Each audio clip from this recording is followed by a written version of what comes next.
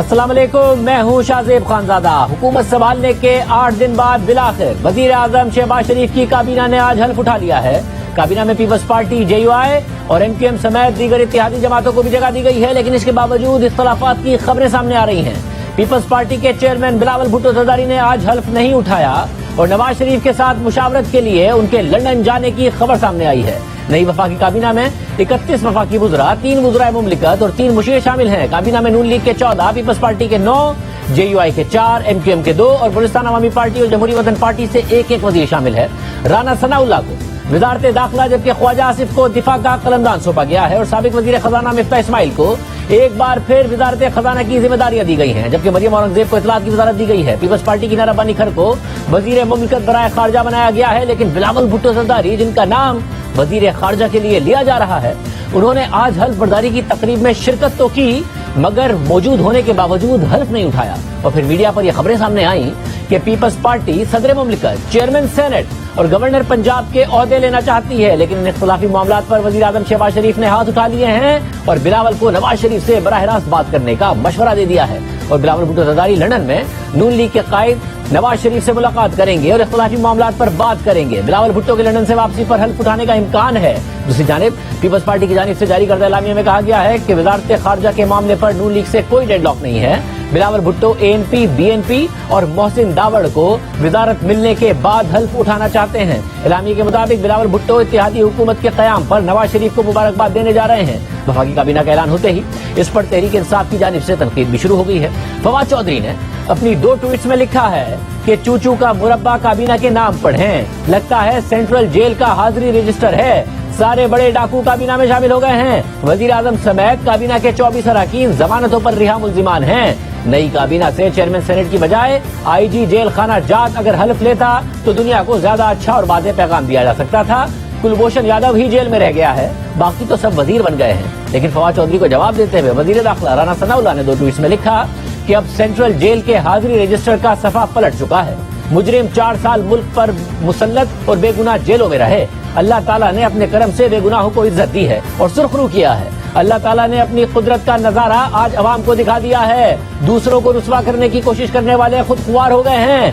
अब आइन शिकन और घड़ी चोर जेल जाएंगे। ज़राए के मुताबिक वफाकी हुकूमत ने गवर्नर सिंध के लिए MQM पाकिस्तान से और बलूचिस्तान अवामी पार्टी से गवर्नर बलूचिस्तान के लिए नाम मांग लिए हैं, जबकि कौमी असम्बली के डिप्टी स्पीकर के लिए JUI के जाहिद अकरम दुर्रानी के अलावा किसी और ने कागजात नामजदगी जमा नहीं कराए, जिसके बाद वो बिला मुकाबला मुंतखब हो गए। इसके अलावा वजीर आजम शहबाज शरीफ से army chief general Qamar Javed Bajwa ने भी मुलाकात की और आज तहरीक इंसाफ के रहनुमा फवाद चौधरी ने ट्विटर पर यह भी लिखा कि इम्पोर्टेड हुकूमत सिर्फ 3 वोटों पर खड़ी है। आज अख्तर मेंगल की काबीना में शमूलियत न होने के बाद अगर वो एतमाद का वोट नहीं देते तो प्राइम मिनिस्टर की हुकूमत फारिग हो जाती है।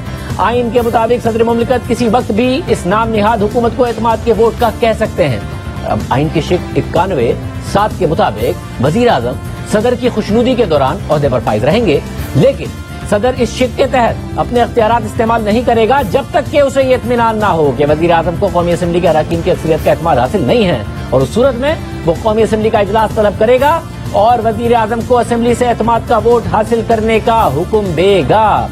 ये बड़ी अहम बात है। हमारे साथ एहसन इकबाल साहब मौजूद हैं, आज वो भी वफाकी वजीर मनसूबाबंदी का उन्होंने हल्फ उठाया। एहसन इकबाल साहब बहुत शुक्रिया शो में ज्वाइन करने के लिए। एहसन इकबाल साहब, हल्फ भी उठा लिया, इख्तलाफात भी सामने आ रहे हैं। बिलावल भुट्टो ने आज हल्फ नहीं उठाया है, उन्हें क्या वाकई मजीद ओहदे चाहिए या जो दूसरे इत्तेहादी हैं वो चाहते हैं कि वो उनके साथ हल्फ उठाया जाए और आप लोग रेजिस्ट कर रहे हैं? देखिए, इसमें तो कोई ऐसा मसला नहीं है इत्तेहादियों के हल्फ उठाने का, चूंकि BNP ने एक मुतालबा किया है कि जो चागी का वाक़या है उसकी तहकीकात के लिए कमीशन बनाया जाए और उसके बाद वो हल्फ उठा लेंगे। और BNP की क़यादत ने कहा है कि वो इस हुकूमत को अपनी सपोर्ट भी देते रहेंगे। और मैं ये बात रिकॉर्ड पे भी लाना चाहता हूँ कि BNP और बाप पार्टी के जो अरकान हैं वो इस कोलिशन फॉर्मेशन की बातचीत में सबसे ज्यादा ऑनरेबल थे। इन्होंने किसी किस्म के कोई वजारतों की बात नहीं की बल्कि अपने इश्यूज की बात की है। लिहाजा ये कहना कि वो किसी किस्म की नाराजगी का शिकार है, मेरा ख्याल है ठीक नहीं है। उनके अपने मुकामी बलूचिस्तान के हवाले से चंद मुतालबात हैं और वो हम इंशाल्लाह हल करेंगे। और हम कमिटेड हैं कि बलूचिस्तान की जो महरूमी है, जो वहाँ के अवाम की शिकायत हैं, सब स्टेक होल्डर्स के साथ मिलकर उनका इजाला किया जाए।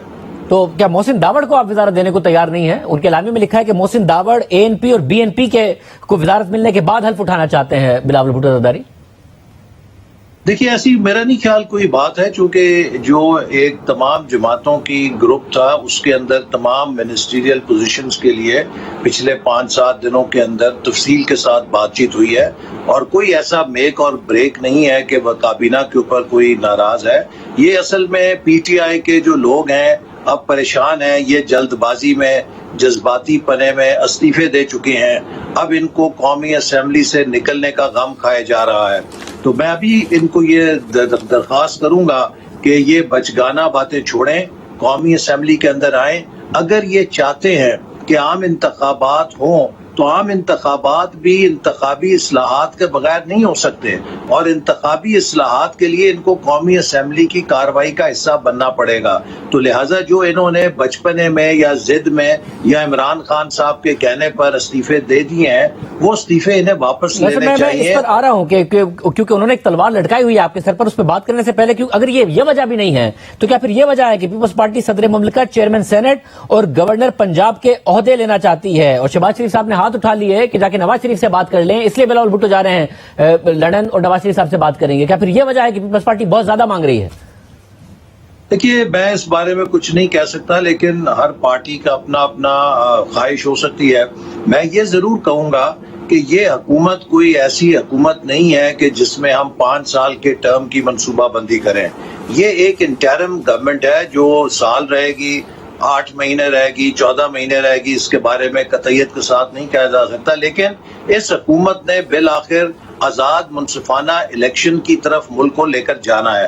تو اس لیے میرا خیال ہے کہ ہم سب کا جو فرض ہے اور عوام کی بھی توقعات یہی ہے کہ چونکہ یہ ایک براڈ بیسڈ کولیشن ہے، براڈ بیسڈ کولیشن ہوتے ہوئے ہم وہ ریفارمز بروئے کار لے آئیں کہ جو ملک کے مفاد میں ہے، جس سے انتخابی اصلاحات ہو سکتی ہیں، ملک کی معیشت کو سنبھالنے میں مدد مل سکتی ہے۔ تو ہمارا اگر پرسپیکٹو یہ ہو کہ ہم نے جتنی مدت بھی ہمیں ملے گی اس میں کچھ ریفارمز لانی ہے، ملک میں استحکام لانا ہے اور آزاد منصفانہ الیکشن کرنی ہے، پھر الیکشن میں جس کو جو ووٹ دیں گے عوام اس کی اکثریت ہوگی، وہ اپنی۔ مگر آپ 8-10 مہینے کیسے رہیں گے اگر آپ ان سارے اتحادیوں کی خواہشات نہیں پوری کریں گے؟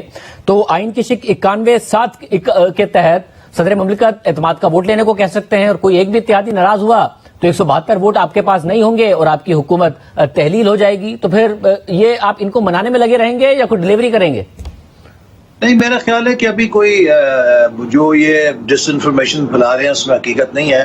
یہ تمام جماعتیں ان کو معلوم ہے کہ بہت ہائی سٹیکس ہیں، عوام کی بہت توقعات ہیں، جو بھی اس کولیشن کو ساج کرے گا وہ اپنا سیاسی نقصان کرے گا، لہٰذا کوئی بھی اس کولیشن کو کمزور کرنے کا بوجھ اپنے اوپر نہیں لے گا، اور یہ حکومت انشاءاللہ کامیابی سے جو اس کا ایجنڈا ہے اس پر عمل درآمد کرے گی۔ باقی جب ایک براڈ بیسڈ کولیشن ہو اس کی ایڈوانٹیج بھی ہوتی ہے، ڈس ایڈوانٹیج بھی ہوتی ہے۔ ایڈوانٹیج یہ ہوتی ہے کہ اس کی پشت کے اوپر ایک وسیع تائید ہوتی ہے، ڈس ایڈوانٹیج یہ ہوتی ہے کہ آپ کو تمام چیزیں مشاورت کے ساتھ طے کرنی پڑتی ہیں، بعض اوقات وہ جلدی ہو جاتی ہے، بعض اوقات ٹائم لیتی ہے، لیکن بالآخر جہاں مشاورت ہوتی ہے وہاں خیر ہوتی ہے۔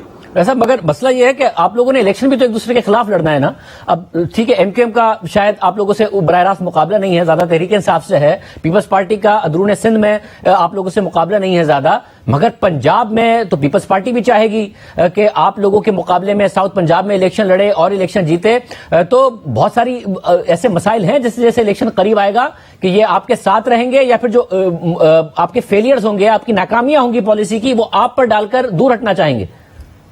دیکھیے اس سے پہلے 2002 میں آپ کو یاد ہوگا شاہزیب کے مسلم لیگ نون اور پیپلز پارٹی ARD کا حصہ تھے، اور ہم نے 2002 کا الیکشن ایک دوسرے کے خلاف لڑا، اور اس کے بعد بھی ہم بدستور ARD کا حصہ رہے۔ یہ جو تمام پرانی جماعتیں ہیں اس کولیشن کے اندر یہ بڑی منجھی ہوئی ہیں، یہ اگرچہ ایک دوسرے کی حریف ہیں لیکن یہ ایک دوسرے کی دشمن نہیں رہی۔ اب یہ سمجھتی ہیں کہ کہاں پر ہمیں اپنی سیاست کرنی ہے اور کہاں پر ہمیں اشتراک کے ساتھ پاکستان کو مستحکم کرنا ہے، آئین اور جمہوریت کے لیے کولیبریٹ کرنا ہے۔ تو یہ ان کے اندر کمپٹیشن کرنے کی اور کولیبریشن کرنے کی بیک وقت صلاحیت ہے، یہ ایک بڑا اچھا پہلو ہے۔ ویسا مگر آپ کی جب حکومت بلوچستان میں گرائی تھی، پیپلز پارٹی آصف زرداری صاحب نے لیڈ کیا تھا، اس میں اور پھر دیکھا آپ نے کیا ہوا تھا، پھر کس طرح سے سنجرانی صاحب کو چیئرمین سینٹ بنایا گیا تھا. تو آپ ماضی بعید میں جا رہے ہیں، ماضی قریب کی مثالیں کچھ اور ہیں جہاں جہاں آپ لوگوں کے انٹرسٹ ایک دوسرے کے ڈیفرنٹ ہوتے ہیں اور کہیں نہ کہیں ادارے شفٹ کرتے ہیں تو شفٹ آ جاتی ہے. وہ دیکھیے شاہ زیب، جو بھی کوئی ایکسپیڈینسی کرتا ہے اس کو تاریخ میں بہت دیر انتظار نہیں کرنا پڑتا. اب تاریخ کی رفتار بہت تیز ہو گئی ہے تو بہت ہی جلد اس کو تاریخ کے آگے شرمسار بھی ہونا پڑتا ہے. اگر کسی نے اس وقت بلوچستان کی حکومت کو گرانے میں حصہ لیا تھا تو آج وہ اس پر نہ اترا سکتے ہیں نہ فخر کر سکتے ہیں بلکہ شرمسار ہی ہوتے ہیں. تو اس لیے میرا خیال ہے کہ تاریخ سے سب کچھ سیکھتے ہیں اور مجھے امید ہے کہ انشاءاللہ تعالی ہم ایک استحکام کے ساتھ الیکشن کی طرف جائیں گے. چونکہ تاریخ سے آپ نے جو سیکھا تھا اس میں جب آپ گئے 2018 کے الیکشن میں تو ظاہر ہے نواز شریف صاحب کا پورا بیانیہ تھا اور اس کے بعد بھی جو آپ کی کیمپین تھی کہ انہیں نکالا گیا، خلائی مخلوق کی بات کرتے تھے وہ. اب الٹا نہیں ہو گیا ہے تو آپ کا ووٹر سپورٹر آپ سے کتنا مطمئن ہوگا کہ عمران خان صاحب کا بیانیہ اسٹیبلشمنٹ کے خلاف، عمران خان صاحب کا بیانیہ ہے کہ عدالتوں نے میرے ساتھ زیادتی کی ہے اور آپ لوگوں کے خلاف کے سازش کے تحت نکالا ہے. تو آپ کو کے لیے بڑا کمپٹیشن یہ نہیں ہے کہ آپ کو اپنے کارکن کو بھی بتانا ہے کہ بھئی ہم اب خلائی مخلوق کی گود میں نہیں بیٹھے ہیں. ایسا نہیں ہے کہ انہوں نے نکالا ہے عمران خان کو اور ہم آئے ان کے ذریعے. میں سمجھتا ہوں کہ جو آپ نے بات کی حقیقت بالکل اس کے برعکس ہے. میں سمجھتا ہوں کہ ہمارے بیانیے کی جیت ہوئی ہے. ہمارا بیانیہ یہ تھا کہ جو پاکستان کے قومی ادارے ہیں انہیں پاکستان کی سیاست میں نیوٹرل ہونا چاہیے، اس لیے کہ یہ ادارے کسی ایک جماعت کی پراپرٹی ہونا افورڈ نہیں کر سکتے. یہ پوری قوم کی پراپرٹی ہیں، ہر جماعت کو ان کے زندہ باد کا نعرہ لگانا چاہیے. تو اگر ماضی کے اندر کچھ اداروں کی طرف سے سیاسی مداخلت ہوئی اور اب اگر انہوں نے نیوٹرل پوزیشن لیا، یہ تو اس بیانیے کی جیت ہے. اور اگر عمران خان صاحب یہ سمجھتے ہیں کہ ماضی میں ان کے اوپر ایک چھتری تھی اور وہ چھتری ہمیشہ کے لیے رہنی چاہیے تھی اور اگر وہ چھتری اتر گئی ہے تو دراصل وہ نیوٹرالٹی ان کے خلاف چلی گئی ہے، تو میرا خیال ہے کہ اس میں بہت کچھ سمجھنے کے لیے پھر کافی ہے. اور اگر ان کو تکلیف ہے کہ رات کو عدالت کیوں لگی تو ان کو یہ بھی معلوم ہونا چاہیے کہ انہوں نے آئین توڑا تھا اور سپریم کورٹ آئین کی گارڈین ہے. یہ سپریم کورٹ کا فرض ہے کہ جب آئین شکنی ہو تو وہ اس کا نوٹس لے. اور میں سمجھتا ہوں کہ پاکستانی ریاست نے ایک سلور لائننگ دکھائی ہے کہ یہاں پر اگر کوئی آئین کے ساتھ کھیلے گا تو اس کے ریاستی ڈھانچے میں اتنی سکت ہے، اتنی جان ہے کہ یہ اس کو کنفرنٹ کر سکتی ہے اور ملک کو آئین کے راستے پہ دوبارہ چلا سکتی ہے. ویسے آج بھی عدالت کے اہم ریمارکس ہے وہ بھی ہم عوام کے سامنے رکھتے ہیں، مگر اس سے پہلے مجھے یہ بتا دیں کیونکہ چیف الیکشن کمشنر پر کنسنسس ہو گیا تھا آپ دونوں جماعتوں کا، اس کا نام پروپوز کیا گیا تھا حکمراں اس وقت کی جماعت کی طرف سے، عمران خان صاحب کی طرف سے سکندر سلطان صاحب کا نام پروپوز کیا گیا تھا. وہ کہہ رہے ہیں یہ تو نام فوج نے دیا تھا. کیا آپ لوگوں کو بھی یہی بتا کے کنونس کیا گیا تھا کہ فوج کی طرف سے یہ نام آیا ہے تو ان کو چیف الیکشن کمشنر بنا دیں؟ بالکل ایسی بات نہیں تھی. حکومت کے پینل میں ان کا نام تھا اور حکومت نے ان کی بہت تعریفیں کی اور آپ کو معلوم ہے کہ اس وقت جو ان کے چند ایک سینئر وزیر تھے وہ بھی ان کے قصیدے پڑھتے تھے اور کنسنسس کی خاطر ہم نے ان کو سمجھا کہ یہ ایک بہتر امیدوار ہیں تو اپوزیشن نے ان کے نام کے ساتھ اتفاق کیا تھا. لیکن جب بھی کوئی ادارہ یا کوئی فرد اپنا کام آزادانہ طور پہ ادا کرتا ہے تو عمران خان صاحب اس کو دشمن سمجھتے ہیں.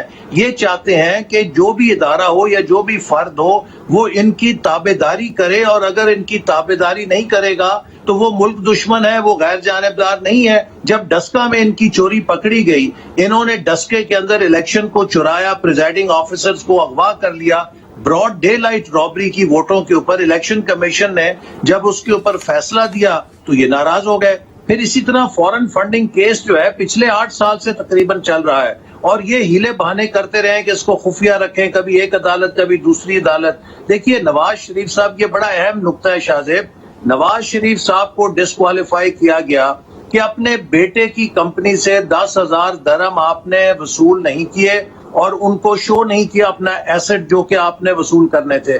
یہاں پہ عمران خان صاحب کے کروڑوں روپے ثابت ہو گئے، کنسیل کیے گئے ہیں، چھپائے گئے ہیں، غبن کیے گئے ہیں، ممنوعہ ذرائع سے فنڈنگ لیتے رہے ہیں اور 7 سال سے وہ سیاست کے اندر دیکھتے ہیں الیکشن کمیشن روزانہ کی بنیاد پر اس کی سماعت کر رہا ہے. آج بھی سماعت ہوئی، کیا فیصلہ آتا ہے؟ بہت شکریہ حسن اقبال صاحب ہمارے ساتھ موجود تھے. ہم آپ کو بتا دیں ناظرین کہ آج سپریم کورٹ میں آرٹیکل 63(a) کی تشریح کے لیے دائر صدارتی ریفرنس پر سماعت کے دوران اہم ریمارکس سامنے آئے اور دوران سماعت جسٹس اعجاز الحسن نے ریمارکس دیے کہ ہمارے ہاں کلچر بن گیا ہے کہ فیصلہ آپ کے حق میں ہو تو انصاف کا بول بالا، خلاف ہو تو انصاف داغدار۔ ایک امریکی جج سے پوچھا گیا کہ عدالتی فیصلوں پر عمل نہ ہو تو آپ کے پاس توہین عدالت کا اختیار ہے، تو امریکی جج نے بتایا کہ امریکہ میں سپریم کورٹ کے فیصلوں پر عمل نہ کرنے کا تصور ہی نہیں ہے۔ امریکہ میں سپریم کورٹ کے فیصلوں پر اتنا اعتبار ہے کہ منوعاً عمل کیا جاتا ہے۔ آج عدالت کی طرف سے یہ ریمارکس بھی سامنے آئے، کیا اختلاف ہے پیپلز پارٹی اور نون لیگ میں، کیوں بلاول بھٹو زرداری جا رہے ہیں لندن، اس پر اب بات کرتے ہیں باخبر صحافی سینئر صحافی تجزیہ کار سلیم صافی صاحب ہمارے ساتھ موجود ہیں۔ صافی صاحب بہت شکریہ۔ صافی صاحب، فائنلی کابینہ نے حلف اٹھا لیا ہے، مگر بلاول بھٹو نے آج بھی حلف نہیں اٹھایا۔ اب نون لیگ کہہ رہی ہے کہ وہ واپس آ کر اٹھا لیں گے۔ پیپلز پارٹی کی طرف سے کہا گیا کہ جی بلاول بھٹو ANP BNP اور محسن داوڑ کو وزارت ملنے کے بعد حلف اٹھانا چاہتے ہیں۔ پھر یہ خبر یہ آئی کہ وہ جا رہے ہیں لندن اور نواز شریف سے ملیں گے، جو کچھ پیپلز پارٹی کو چاہیے وہ نواز شریف صاحب سے جا کے مانگا جائے گا۔ کیا ہو رہا ہے ایگزیکٹلی؟ اصل میں اس ملک کی بدقسمتی یہ کہ ہمیں ہر وقت کسی نہ کسی لاڈلا ہمارے سروں پہ مسلط ہوتا ہے۔ تو ابھی تک عمران خان صاحب لاڈلے پن کا مظاہرہ کر رہے تھے، اور اب بلاول صاحب جو ہے وہ لاڈلے بنے ہوئے ہیں۔ اب پہلی بات تو یہ کہ اگر آپ نے کیبنٹ ممبر بننا ہے تو پھر آپ تو ظاہری بات ہے کہ شہباز شریف صاحب کی ٹیم کا حصہ ہوں گے، تو دیگر وزراء کی طرح آپ اس تقریب میں شریک ہیں اور آپ حلف نہیں اٹھا رہے ہیں، اپنے آپ کو دوسروں سے یا آپ برتر سمجھتے ہیں یا کچھ اور سمجھتے ہیں۔ دوسرا یہ بات بھی غلط ہے، بلکہ اتحادیوں کو زیادہ تر پیپلز پارٹی نے ناراض کیا ہے، کیونکہ انہوں نے اپنے آپ سے ان کو جوڑ رکھا تھا، لیکن کابینہ میں نہ ANP کے لیے کوئی خاطر خواہ حصہ دلوا سکی پیپلز پارٹی، نہ مینگل صاحب کے لیے دلوا سکی، نہ محمود خان اچکزئی صاحب کے لیے دلوا سکی، پھر خود نہ محسن داوڑ کے لیے دلوا سکی، پھر خود جو ان کا اپنی جو تقسیم ہوئی ہے تو اس میں اگر آپ دیکھیں تو وہی سندھ کا یا میکسیمم جنوبی پنجاب کا غلبہ نظر آتا ہے، اور اس طرح لگتا ہے کہ پیپلز پارٹی نے اپنے آپ کو صرف سندھ تک محدود کر لیا ہے۔ محسن داوڑ صاحب آپ کو یاد ہوگا کہ PTM سے جن کے کہنے پہ PDM سے بلاول صاحب نکلے تھے، تو اس وقت اس سے پہلے انہوں نے محسن داوڑ صاحب کو PDM سے نکالا تھا۔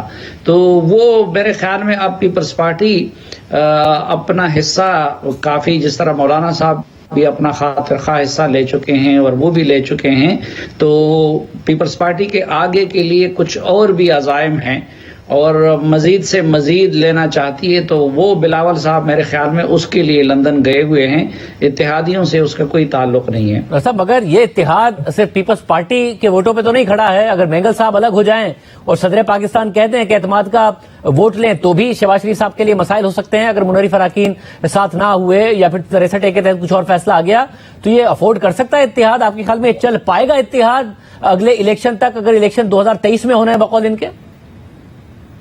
میرے خیال میں اگر ان بڑی پارٹیوں کا یہ رویہ رہا تو یہ کمپنی بھی نہیں چلے گی، کیونکہ آپ دیکھیں کہ ایک تو یہ ہے کہ اگر اسمبلی پہلے سلیکٹڈ تھی تو وہ اب بھی سلیکٹڈ ہے، اور یہ نہیں ہے کہ اس کے لیڈر آف دا ہاؤس بدلنے سے کوئی اس کے سلیکٹڈ ہونے کی حیثیت بدل گئی ہے۔ تو اس کا اصل مقصد تو یہ ہونا چاہیے کہ وہ ریفارمز کرے، وہ انتخابی اصلاحات کرے اور ملک کو ایک ٹریک پہ لگائے اور پھر انتخابات کی طرف جائے۔ تو اس کے لیے ایک قومی کنسنسس چاہیے ہوگا، اور قومی کنسنسس کے لیے ضروری ہے کہ آپ بلوچستان کو بھی نمائندگی کما حق کو دے دے، آپ خیبر پختونخوا کو بھی دے دے، آپ صوبوں کے بیلنس کو بھی مد نظر رکھے، اور پھر ٹھیک ہے ایک جماعت کی پچھلے الیکشن میں اس کی سیٹیں کم آئی ہوں گی، اب مثلا ANP ہے، لیکن اس کا یہ مطلب نہیں ہے کہ وہ کوئی مؤثر جماعت نہیں ہے، یا اچکزئی صاحب کی جماعت ہے یا مینگل صاحب کی جماعت ہے یا باقی باپ پارٹی کے جماعت ہیں۔ تو یہ بہرحال ان کو ایک شکوہ ہے، اور اگر ان دونوں بڑی جماعتوں کا رویہ یہ رہا تو آگے پھر ان کے لیے اپنا یہ نظام چلانا بہت مشکل ہوگا۔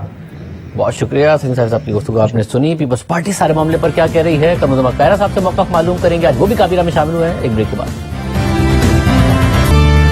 آخر آج بلاول بھٹو زرداری نے حلف کیوں نہیں اٹھایا؟ کیا واقعی اختلافات ہیں؟ کیا پیپلز پارٹی کی واقعی ڈیمانڈ زیادہ ہیں؟ آج بنے ہیں مشیر وزیر اعظم قمر کائرہ صاحب، پیپلز پارٹی کے سینئر رہنما ہمارے ساتھ موجود۔ کائرہ صاحب بہت شکریہ ہمیں شو میں جوائن کرنے کے لیے۔ کائرہ صاحب موجود تھے بلاول بھٹو زرداری، پھر بھی انہوں نے حلف نہیں اٹھایا، پھر یہ خبر آئی کہ وہ لندن جا رہے ہیں، نواز شریف صاحب سے بھی ملاقات کریں گے، اور ساتھ ہی یہ خبریں آئیں کہ پیپلز پارٹی صدر مملکت، چیئرمین سینیٹ اور گورنر پنجاب کے عہدے لینا چاہتی ہے، جس پر شہباز شریف نے ہاتھ اٹھا دیا اور کہا کہ جا کے آپ نواز شریف صاحب سے ہی مانگ لیں اور ان سے بات کر لیں۔ درست ہے یہ؟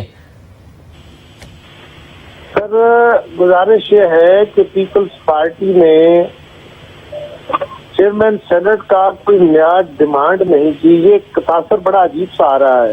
چیئرمین سینٹ تو آلریڈی ایک اسٹیبلشڈ ایشو ہے، اس کے اوپر تو کوئی نئی بات ہونی نہیں، وہ تو طے شدہ معاملہ ہے۔ دوسرا یہ ہے کہ شہباز شریف صاحب قومی اسمبلی کے ایک لیڈر آف دا ہاؤس بنے ہیں، کیونکہ ان کی جماعت کی اکثریت ہے، سینٹ میں ہماری جماعت کی اکثریت ہے، سنگل لارجسٹ پارٹی ہم ہے، تو لاجیکلی ہمارا حق بنتا ہے، وہ دونوں باتیں تو طے شدہ ہیں۔ اب اس سارے عمل کے اندر ہر جماعت سے اپنا حصہ سے برابر سائز کے مطابق لینا ہے جو ان کا اسمبلی کے اندر ہے۔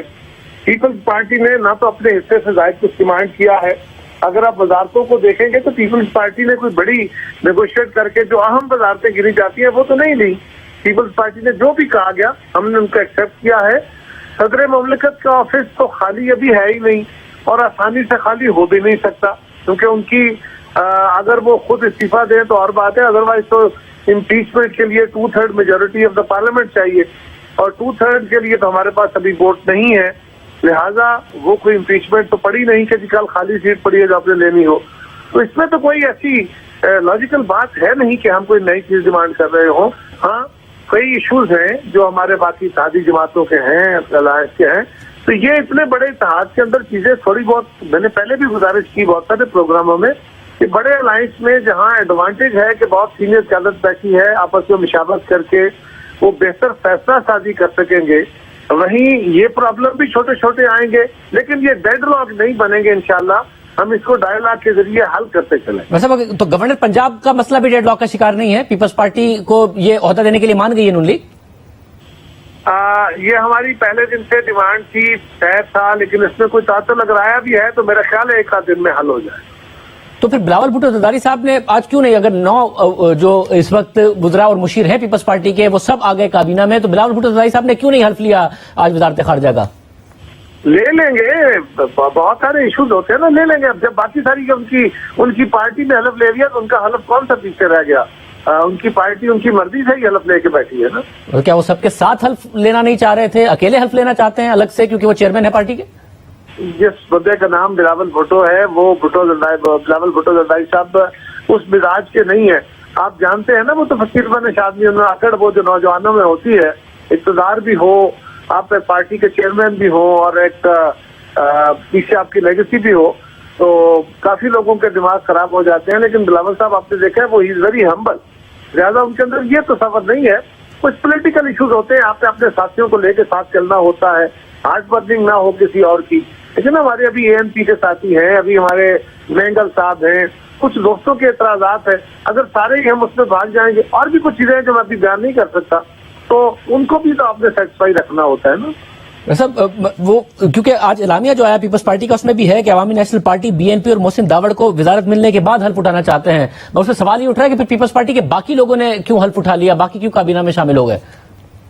دیکھیے اصل میں مسئلہ یہ ہے کہ جب پارٹی چیئرمین کوئی فیصلہ کرتا ہے تو اس کی صورتحال اور ہوتی ہے، ہم یقیناً ان کی مرضی سے ہی کابینہ کا حصہ بنے ہیں، ان کے آشیرواد سے ہی بنے ہیں، اور اس سارے عمل کے اندر وہ خود بھی بیٹھے ہوئے تھے، لیکن آپ اپنے باقی ساتھیوں کے ساتھ اظہار یکجہتی کے لیے بھی کچھ معاملات تو رکھتے ہیں نا جی، کہ میں تو آپ کے ساتھ ہوں، لیکن ہم اس گورنمنٹ کے ساتھ بھی ہیں، اور جو ہمارے ساتھی ابھی کابینٹ کا حصہ نہیں بنے وہ بھی گورنمنٹ کے ساتھ ہیں، ان کی ناراضگی نہیں ہے، ان کے کچھ ایشوز ہیں جو معاملات ڈسکس کر کے انشاءاللہ ریزالو کرنے ہیں، اس میں کچھ وزیر اعظم صاحب کریں گے، کچھ ہمارے باقی جگہوں سے ڈسکشن ہوں گی۔ مگر قائرہ صاحب اس پر اب حکومت نے، جو گزشتہ حکومت اس نے ابھی سے کہنا شروع کر دیا کہ 2 ووٹ پہ بنی ہے، اور صدر مملکت اگر انہیں ووٹ آف کانفیڈنس لینے کا کہہ دیں تو یہ کیسے لے پائیں گے؟ تو اگر صرف مینگل صاحب ہی ناراض ہو جائیں تو کانفیڈنس کا ووٹ نہیں لے پائیں گے۔ صدر مملکت ابھی تک پاکستان تحریک انصاف کے ہیں ڈاکٹر عارف الوی صاحب، تو یہ اب کمپنی چل پائے گی آپ کے خیال میں؟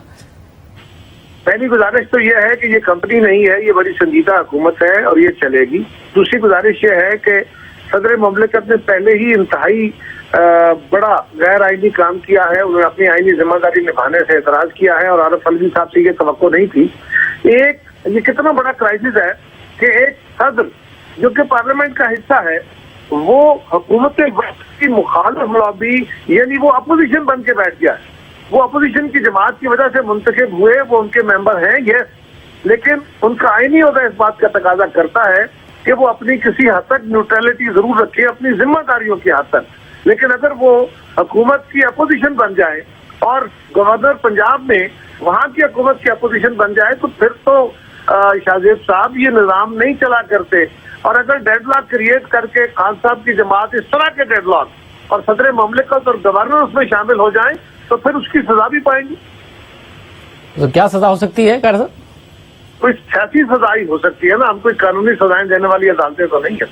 बहुत शुक्रिया। कायरा साहब हमारे साथ मौजूद थे, जो पंजाब की सूरत हाल पर भी बात कर रहे हैं उस पर भी बात करेंगे, क्योंकि पंजाब में वज़ीर आला नहीं है और हमजा शहबाज इलेक्ट तो हो गए हैं मगर इस वक्त गवर्नर उनसे हेल्प लेने को तैयार नहीं है। बात करेंगे इस ब्रेक के बाद। पहले सफीस को जैसे काजी फाइज ईसा के खिलाफ केस खत्म तो हो गया है मगर तनाज़े अब तक बरकरार है और ये तनाज़ा तहरीक इंसाफ के लिए मुश्किलात का सबब बन सकता है। और वो मामला ये है कि जस्टिस काजी फाइज ईसा के खिलाफ रेफरेंस का मास्टर माइंड कौन था, क्योंकि साबिक वज़ीर आज़म इमरान खान ने इस मामले को गलती करार दे दिया और जिम्मेदारी साबिक वज़ीर कानून फरूक नसीम पर डाल दी है, जबकि फरूक नसीम ने दावा कर दिया है कि इतने हसास मामले की समरी और फिर रेफरेंस वज़ीर आज़म की मंजूरी के बगैर वज़ारत कानून आगे बढ़ा ही नहीं सकती थी और वज़ीर आज़म ने बाकायदा इसके लिए इसरार किया था। और फिर साबिक वज़ीर इत्तलात फवाद चौधरी ने फरूक नसीम को मुखातिब करते हुए कहा कि उन्हें जिम्मेदारी लेनी चाहिए, क्योंकि काबीना में उनकी मुखालफत के बावजूद फरूक नसीम इस मामले पर इसरार करते रहे, जिसके बाद फरूक नसीम ने फवाद चौधरी को जवाब देते हुए कहा कि रेफरेंस काबीना के जरिए तो गया ही नहीं है, तो फवाद चौधरी काबीना के वो मिनट्स दिखा दें जिसमें उन्होंने मुखालफत की है, क्योंकि ये तमाम बातें बकवास हैं। यानी कोई इस मामले की जिम्मेदारी लेने को तैयार नहीं है और बज़ाहिर लग रहा है कि ये सारा मामला बदनीयती पर मबनी है। इसके अलावा हमारे प्रोग्राम में साबिक DG FIA बशीर मेमन भी ये कह चुके हैं कि उन्हें वज़ीर आज़म हाउस बुलाकर जैसे काजी फाइज ईसा के खिलाफ केस बनाने का कहा गया था और वज़ीर आज़म ने कहा था कि आप हिम्मत करो, आप कर सकते हो।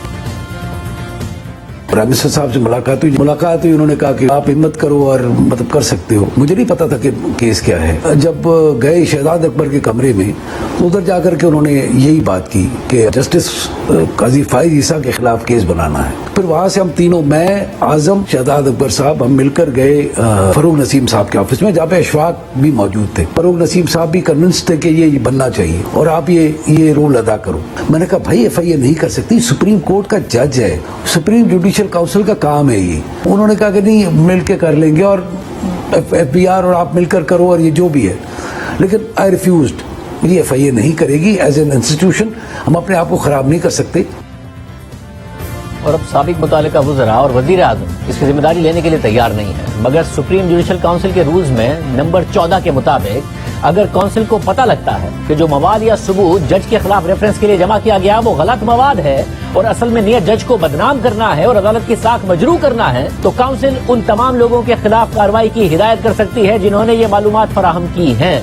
तो क्या ऐसा मुमकिन है कि जब साबिक वज़ीर आज़म और साबिक वज़ीर कानून जैसे काजी फाइज ईसा के खिलाफ रेफरेंस की जिम्मेदारी नहीं ले रहे तो आगे जाकर फिर से ये मामला उठे और जो लोग इसमें मुलव्विस थे उनको कार्रवाई का सामना करना पड़े, या सुप्रीम कोर्ट के फैसले के मुताबिक रेफरेंस कदम करार दिए जाने के बाद ये मामला खत्म हो गया है। इस पर अहम कानूनी राय आपके सामने रखेंगे, मगर दूसरी जानिब इस वक्त पाकिस्तान का सबसे बड़ा सूबा गुज़िश्ता 18 दिन से बगैर किसी मुंतखब वज़ीर आला के चल रहा है और सूबे में इस वक्त एक बहरानी कैफियत है। पहले गवर्नर पंजाब उमर सरफराज चीमा ने हमजा शहबाज से वज़ारत आला का हल्फ लेने से इनकार कर दिया और फिर सदर मुमलिकत आरिफ अलवी ने गवर्नर को हटाने के लिए वज़ीर आज़म शहबाज शरीफ की समरी अभी तक मंजूर नहीं की है और गवर्नर को काम जारी रखने के अहकाम जारी कर दिए हैं। और अब तहरीक इंसाफ उस्मान बुज़दार के इस्तीफे के मामले पर वही एतराज़ात उठा रही है जो गुज़िश्ता दिनों नून लीग ने उठाए थे, मगर उस वक्त तहरीक इंसाफ ने नून लीग के मौक़िफ़ को गलत करार दिया था और वो ये कि उस्मान बुज़दार का दिया गया इस्तीफा गैर आईनी है। तहरीक इंसाफ के रहनुमा और गवर्नर पंजाब ने उस्मान बुज़दार के इस्तीफे से मुतालिक एडवोकेट जनरल से जो राय मांगी थी उस पर एडवोकेट जनरल पंजाब ने गवर्नर पंजाब को अपनी कानूनी राय से आगाह कर दिया है और मौक़िफ़ अख्तियार किया है کہ عثمان بزدار کا وزیر اعظم کے نام استعفی آئین کی خلاف ورزی ہے. عثمان بزدار کے استعفے سے آرٹیکل 130 کے سب سیکشن 8 کے آئینی تقاضے پورے نہیں ہوئے.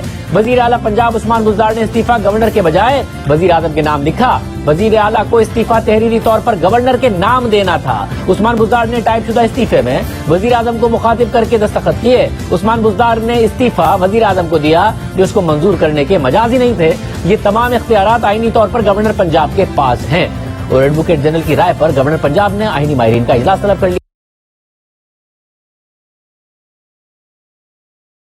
کی جائے آپ کے سامنے اسکرین پر اس عثمان بزدار کا وہ استعفی موجود ہے جس میں وہ وزیر اعظم کو ایڈریس کر کے استعفی دے رہے ہیں، مگر ان کا استعفی قبول کر لیا گیا تھا، مگر اب رائے بدل گئی ہے. لیکن کیا ایسا ممکن ہے؟ کیونکہ پنجاب اسمبلی کے جس اجلاس میں حمزہ شہباز وزیر اعلیٰ منتخب ہوئے وہ لاہور ہائی کورٹ کے احکامات کی روشنی میں ہوا تھا اور 16 اپریل یعنی ہفتے کے روز پنجاب کے ہنگامہ خیز اجلاس میں اکثریتی اراکین نے حمزہ شہباز کو پنجاب کا وزیر اعلیٰ منتخب کیا. مگر اتوار کے دن گورنر پنجاب عمر سرفراز چیمہ نے حمزہ شہباز کی حلف برداری مؤخر کر دی اور جواز دیا کہ سیکرٹری پنجاب اسمبلی میں ہنگامہ آرائی پر بنائی گئی رپورٹ کی بنیاد پر اس وقت تک کے لیے پنجاب کے نو منتخب وزیر اعلیٰ کی حلف برداری کی تقریب مؤخر کی جاتی ہے جب تک کہ گورنر اس حوالے سے مطمئن نہیں ہو جاتے کہ ان کا انتخاب آئینی طریقے سے ہوا ہے.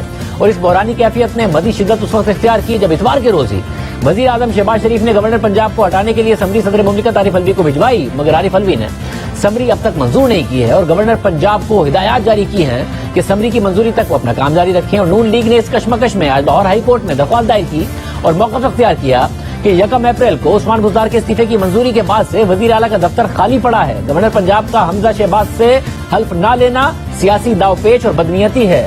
صدر، اسپیکر اور گورنر کے دفاتر کا کام پارٹی کی پالیسیز اختیار کرنا نہیں ہوتا.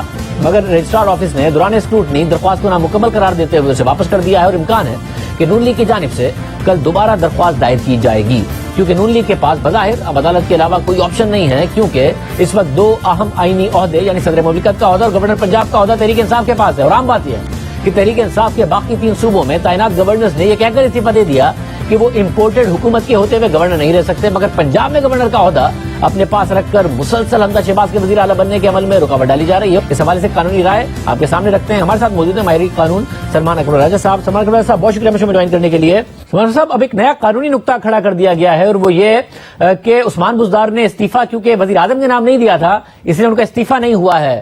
کیا یہ ممکن ہے کہ دوبارہ وہی عدم اعتماد کی طرف اور اس کے بعد دوبارہ ایک نئے انتخابات کی طرف جایا جائے؟ کیا کہتا ہے آئین اور قانون اس حوالے سے؟ دیکھیے جو گورنر صاحب اب پوزیشن اپنا رہے ہیں اس میں میں سمجھتا ہوں سیاست ہو رہی ہے. دیکھیے آئین میں یہ ضرور لکھا ہے کہ وزیر اعلیٰ جب استعفیٰ دیں گے تو استعفیٰ جو ہے وہ گورنر کو ایڈریس ہوگا، یعنی کہ اس میں جو مخاطب ہے وہ گورنر ہوگا. لیکن بظاہر یہ کہا جا رہا ہے کہ استعفیٰ جو تھا وہ وزیر اعظم کو مخاطب کیا گیا، لیکن ظاہر ہے کہ اس استعفے میں ایسی کوئی بات تھی جس کی وجہ سے وہ بالآخر گورنر صاحب تک پہنچا. گورنر صاحب نے اس کو قبول کیا. قبول کرنے کے بعد آئین کی ایک اور شق ہے، اس کے تحت وزیر اعلیٰ صاحب کو کہا کہ اب آپ اگرچہ استعفیٰ دے چکے ہیں لیکن آپ کام جاری رکھیے، یعنی کہ انہوں نے ان کے استعفے کو قبول کر لیا. مانا کہ یہ استعفیٰ جو ہے آئین کے مطابق ہے، میں اس کو قبول کرتا ہوں اور اب آپ کام جاری رکھیے. اس کے بعد ایک الیکشن بھی ہو گیا ایوان میں. وہ الیکشن ہائی کورٹ کے حکم کے تحت ہوا. اس الیکشن کے تحت ایک نیا وزیر اعلیٰ بھی منتخب ہو گیا. قانون میں ہم ایک اصطلاح اور ایک تصور استعمال کرتے ہیں جس کو ہم کہتے ہیں پاسٹ اینڈ کلوزڈ ٹرانزیکشن. اب یہ معاملہ ہو چکا ہے، یہ آگے بڑھ گئی ہے بات. اب یہ کہنا کہ ہم یہ تصور کریں گے کہ استعفیٰ ہوا ہی نہیں اور اس کے بعد کے تمام جو واقعات ہیں وہ کالعدم ہیں، یہ میری نظر میں بالکل ایک غلط رائے ہے. اور اگر یہ معاملہ عدالت میں جاتا ہے تو عدالت اس حوالے سے یقیناً تصحیح کرے گی. اب آپ گھڑی کو واپس وہاں نہیں لے جا سکتے جہاں یہ وزیر اعلیٰ کے الیکشن سے پہلے تھی یا استعفیٰ قبول ہونے سے پہلے تھی. تو یہ تو معاملہ ہے گورنر صاحب کی حد تک. جہاں تک تعلق ہے صدر مملکت کا، ان کا یہ کہنا کہ میں گورنر کو جو تبدیل کرنے کی سمری ہے یا ایڈوائس ہے اس پہ عمل نہیں کروں گا. ایک آئینی گنجائش ہے ان کے پاس، وہ 15 دن بیٹھ سکتے ہیں، پھر اس کو واپس بھیجیں اس مشورے کو کہ گورنر کو ہٹایا جائے. اس کے بعد جب دوبارہ ان کو اگر وہی ہدایت یا سفارش یا مشورہ آتا ہے تو اس پہ پھر وہ 10 دن لے سکتے ہیں. تو وہ زیادہ سے زیادہ یہ 20-25 دن کا جو ایک جو تاخیر ہے وہ کر سکتے ہیں, لیکن بالآخر تو ان کو بات ماننا پڑے گی. اور اسی طرح گورنر صاحب بھی اگر بات مان جائیں تو بہتر ہے, ورنہ میری نظر میں اس معاملے میں ہائی کورٹ میں اگر پٹیشن ہوتی ہے تو ان کو ایک واضح ہدایت جاری ہو جائے گی. بہت شکریہ صاحب کی گفتگو آپ نے سنا. اتنا ہی. اللہ حافظ.